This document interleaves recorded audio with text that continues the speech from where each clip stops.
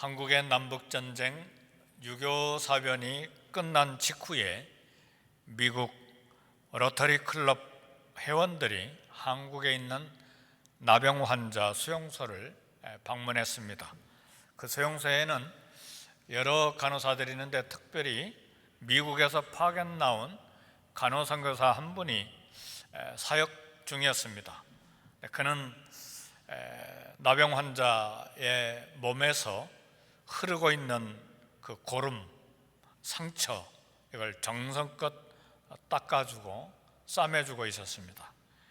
그래서 미국 로터리 클럽에서 온 회원 중에 한 사람, 방문한 사업가가 그 장면을 카메라에 담기 위해서 사진을 찍었습니다. 그리고 이런 말을 했습니다.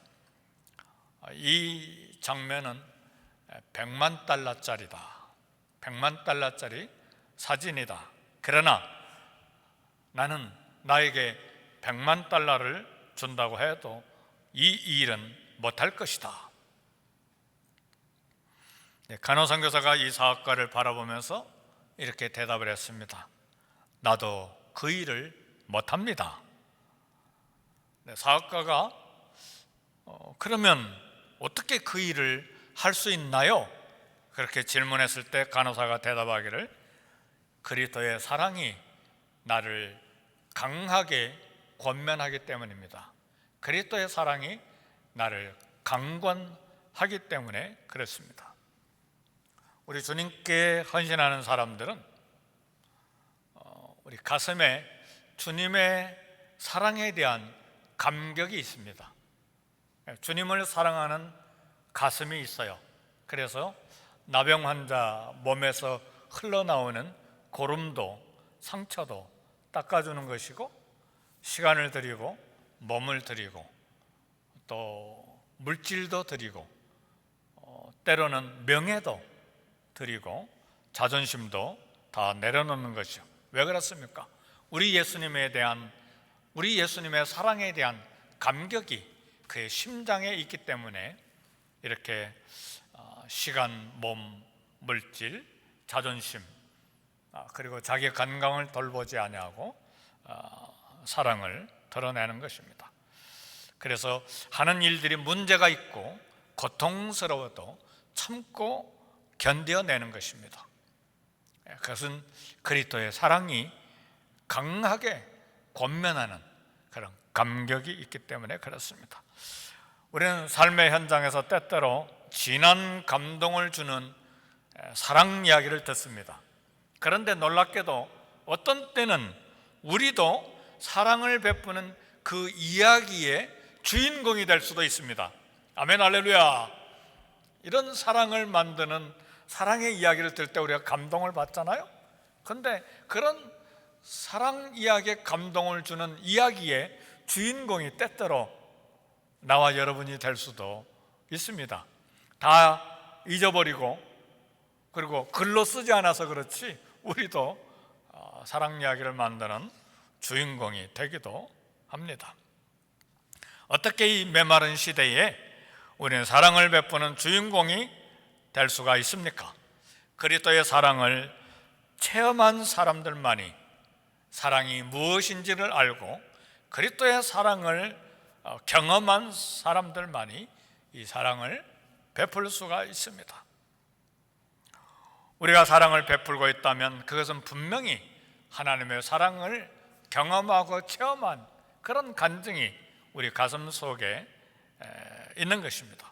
오늘 고린도전서 13장 4절에서 7절에 나오는 사랑에 대한 이야기는 하나님의 성품에 대해서 이야기하는 것입니다. 이 사랑은 우리가 상상하는 사랑하고 달라요.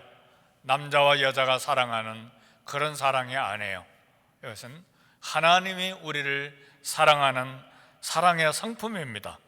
바울이 소개한 이 사랑은 이론적이거나 신학적이거나 대단한 철학적인 그런 사랑이 아니라 실제로 우리 삶에 나타나기도 하고 우리가 행하는 사랑이기도 하는 행함 있는 사랑의 내용들입니다. 그래서 본문에서 사용되는 사랑의 언어는 헬라어의 아가페라고 하는 하나님이 우리를 사랑하시는 사랑의 단어가 쓰여졌어요. 부모와 자식 간의 사랑, 스톨게의 사랑도 아니고 진리와 지식과 친구를 사랑하는 그런 필리아의 사랑도 아니고 남자와 여자가 불타는 사랑하는 그런 에로스적인 그런 사랑이 아니라 하나님이 우리를 사랑하실 때 하는 아가페의 무조건적인 조건 없이 사랑하는 사랑이 4절부터 7절까지 소개되어 있습니다. 사랑하는 성도 여러분, 우리는 하루도 빠짐없이 하나님으로부터 이런 사랑을 받고 있어요.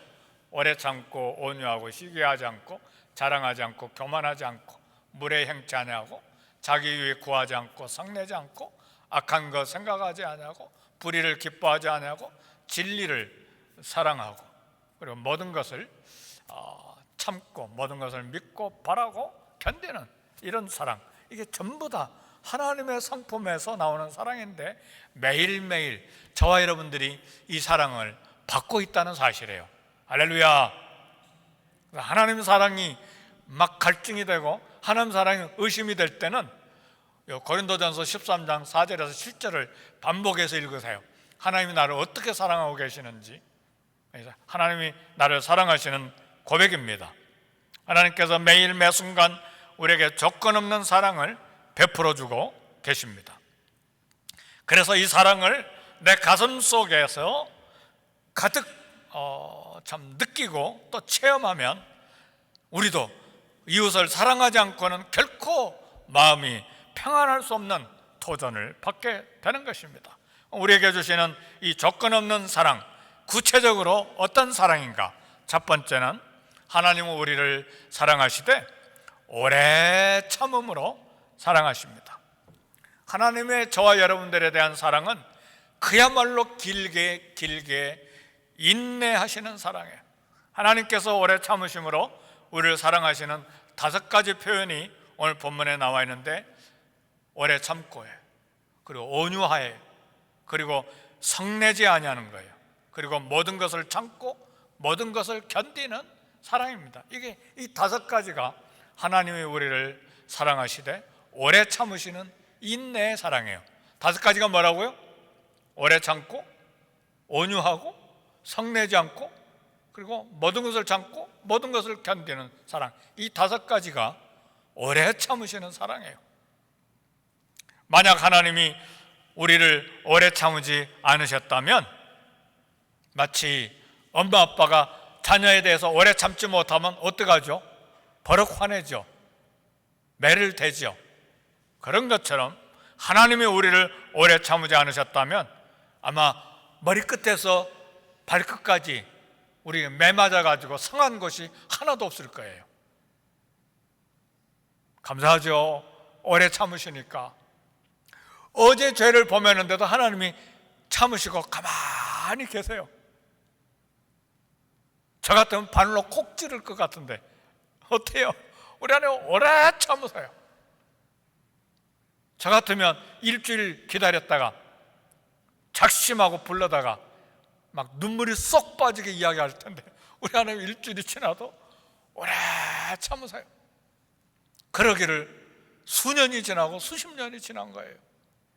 때때로 안 되겠다, 이거 좀 고쳐줘야 되겠다 할 때 하나님이 이제 꾸지람도 하시고 채찍질도 하시긴 하시지만 하나님은 오래 참으시되 성내지 않고 따뜻함과 온유함으로 모든 것을 참으시고 모든 것을 견디면서 우리를 사랑하신 것입니다. 두 번째는 하나님은 나를 무례하게 대하지 않으신다. 함부로 나를 대하지 아니한다. 무례한다는 말은 예의 없이 함부로 가볍게 대하는 걸 말하잖아요. 하나님은 우리를 사랑하시되 무례함으로 대하지 않으세요.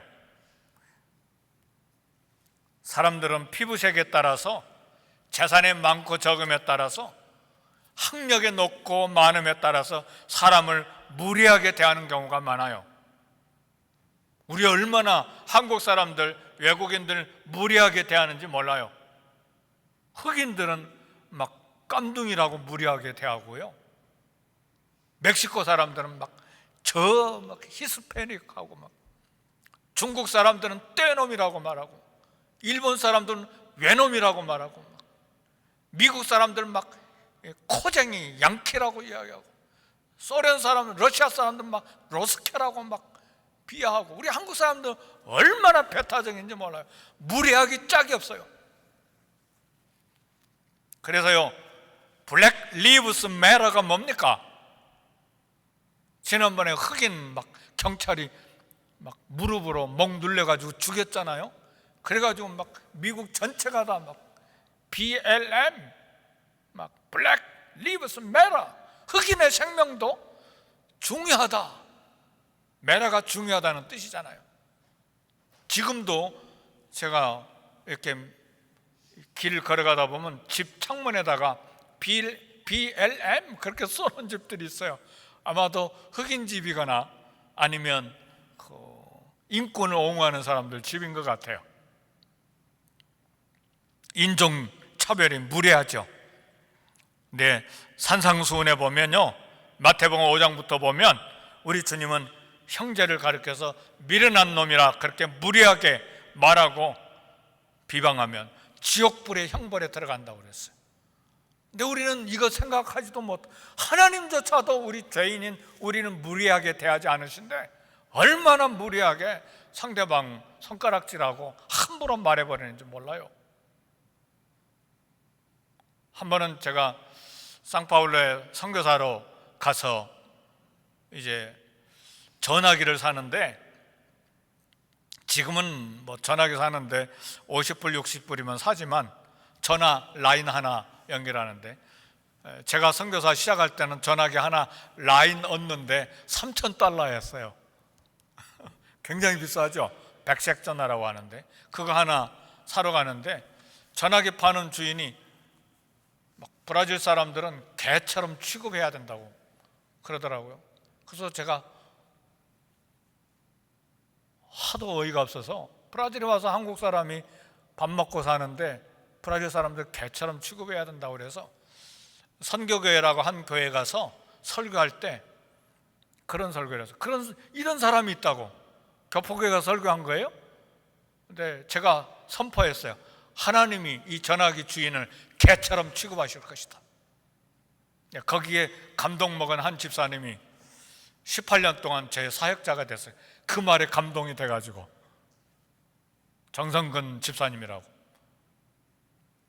저보다 30년 전에 먼저 와서 교포 생활하신 분인데 18년 내내 발이 되고 입이 되고 손이 돼가지고 동역자가 되어주셨어요. 특히 브라질 말 배우기 전에 얼마나 일이 많아요. 법원에 갈 일, 서류 처리할 막 헌신적으로. 근데 그분은 어떤 분이냐,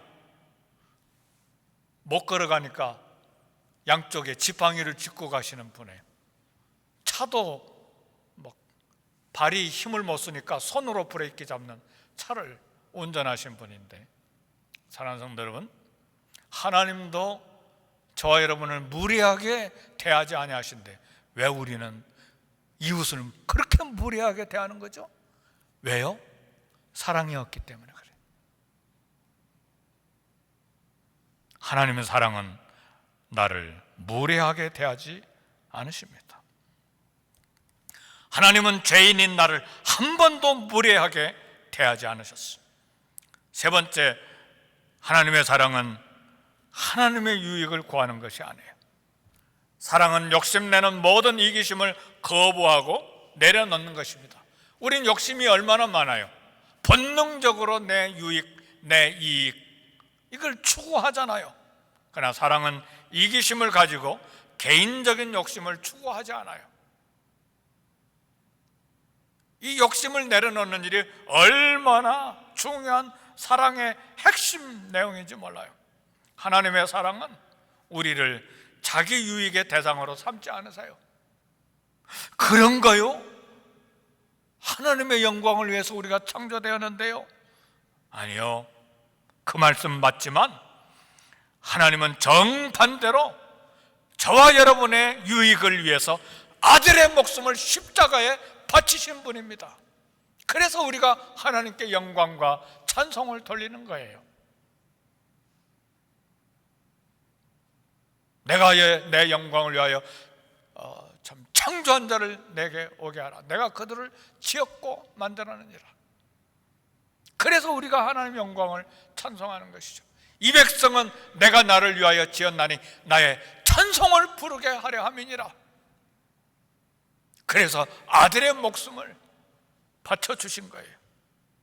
주님의 사랑은 우리 평안과 구원을 위해서 자신의 삶을 희생하신 것이었어요. 그래서 우리도 정말 사랑하는 사람은 자기 이익을 거절하고 이웃의 유익을 챙기는 것입니다.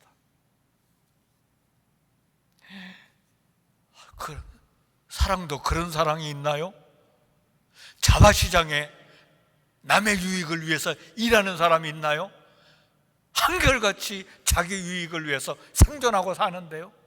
그럼에도 불구하고 우리는 이웃 가게, 이웃 공장, 이웃 회사를 위해서 마음을 써줘야 됩니다.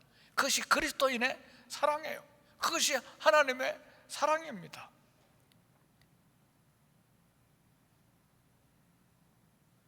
이와 같은 사랑을 행하기 위해서는요, 평생에 나와 싸우는 거예요. 그건 목회자도 마찬가지고 선교사님들도 마찬가지. 왜요? 내 이익을 위해서 선교사님들 간에도 긴장이 생기거든요. 목회자들 간에도 긴장이 형성이 되는 거거든요. 어떻게 하면 이웃 선교사님, 이웃 목회자, 그리고 다른 성도들을 섬길 수 있을 것인가? 그래서 자기 몸을 내놓고 시간을 내놓고 물질을 내놓는 것이 그리스도의 사랑이에요. 그렇지 않고 내 만족과 내 기쁨과 내 영광과 내 명예, 내 사역을 위해서 전심으로 달려가는 사람은 일은 하는데 사랑이 없는 거예요. 그리스도의 십자가 사랑이 없는 거예요.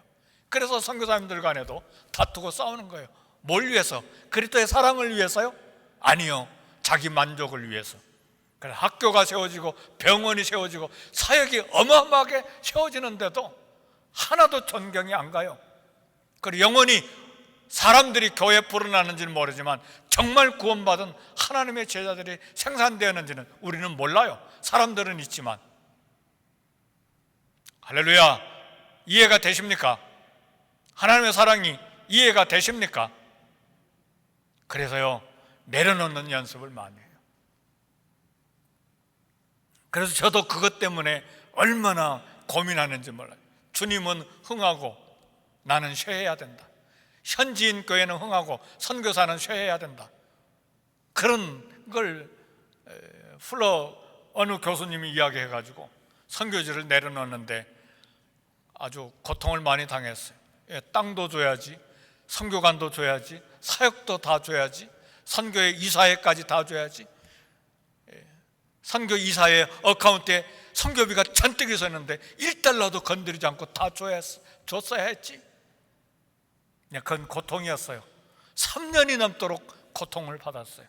그건 내려놓는데 어떤 유명한 선교사님, 목사님, 조동진 박사님이라고, 그분이 상파울에 오셨길래 왜 이렇게 다 내려놓고 다 줬는데 마음이 이렇게 힘듭니까? 그랬더니 그분이 이야기하시기를, 선교사님은 아기를 낳는데 도와주는 산파 역할을 했는데 아기를 직접 낳는 산모가 됐군요. 산모니까 아기를 놓기가 어려운 거죠. 자기 몸에서 아기를 낳아버렸으니까. 근데 산파는 돕기만 하잖아요. 그러니까 아기에 대한 애정 없어요. 아기 낳는 거 돕고 떠나면 되는 거예요. 그러니까 우리가 그렇게 이 땅을 살아가야 되는데 내가 그러니까 힘든 거예요. 우리 교회를 섬기는 것도 선교지를 섬기는 것도 사력을 다해서 섬기지만 마음은 나는 아무것도 아니다, 해야 할 일을 했을 뿐입니다. 오히려 나는 무익한 종일 뿐입니다. 그렇게 해야 시험 안 들어요. 그렇지 않고 이건 내 건데 내가 사역했는데 칭찬 안 가면 실망해요. 알아주지 않으면 에이 아무도 알아주지도 않는데 이거 뭐하게 해. 그리스도의 사랑이 아니죠. 사랑은 자기 유익을 구하지 아니하며, 우리 예수님 자기 유익을 구하기 위해서 이 땅에 오신 것이 아니고, 내가 이 땅에 온 것은 내 목숨을 대속물로 주려 함이니라. 내가 이 땅에 온 것은 섬기람이 아니라 도리어 섬기라 하고 내 목숨을 많은 사람들의 대속물로 주려 함이니라. 할렐루야. 너무너무 높아서 설교 듣기가 어렵습니까? 우리의 목표예요. 목표를 지금 제시하는 거예요. 거기까지 도달하지 못하기 때문에 늘 엎드려서 기도하는 것이죠. 사랑은 모든 것을 참으며 모든 것을 믿으며 모든 것을 바라며 모든 것을 견디느니라. 참는다는 헬라어의 뜻은 스테게인데, 물론 인내하다는 뜻도 있는데 여기에서 사용되는 참는다는 뜻은 지붕이라는 말이에요. 지붕은 덮는 것을 말하잖아요. 하나님의 사랑은 비바람, 풍파를 막아주는, 덮어주는 지붕의 역할을 하는데, 우리의 말 실수, 행동 실수, 헛된 욕심, 속임수, 비양심 모두 다 덮어주시는 사랑이에요. 그게 오래 참으시다는 말이에요.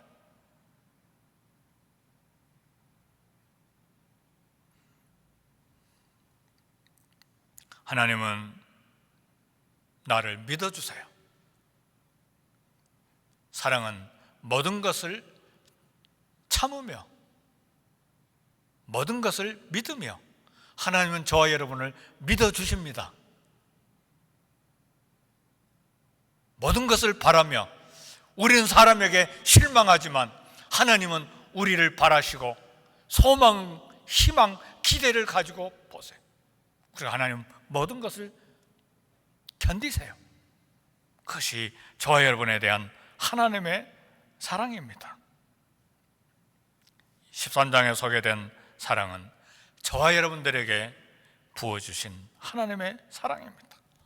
부모의 자식에 대한 사랑은 세월이 가면서 지치고 변할 수 있지만, 하나님의 우리에 대한 사랑은 그리스도 안에서 영원히 변함이 없습니다.